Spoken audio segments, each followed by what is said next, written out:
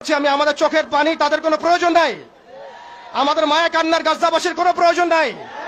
গাজাবাসীর প্রয়োজন অর্থনৈতিক সাপোর্ট, গাজাবাসীর প্রয়োজন সামরিক সাপোর্ট, গাজাবাসীর প্রয়োজন এমন একটা জাইশ, এমন একটা ফোর্স যেটা বাহির থেকে গিয়ে বাইতুল মুকাদ্দাসকে উদ্ধার করবে ইনশাআল্লাহ।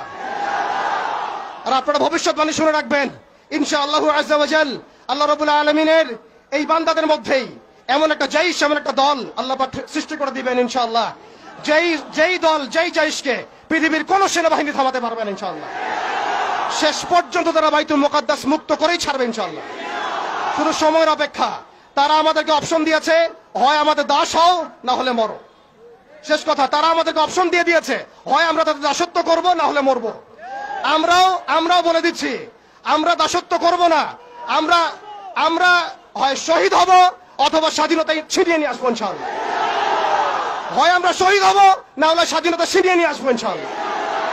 আল্লাহ পাক আমাদের বাংলার তাওহীদের জনতাকে কবুল করেন, আমিন। ওয়া আখিরু দাওয়ানা।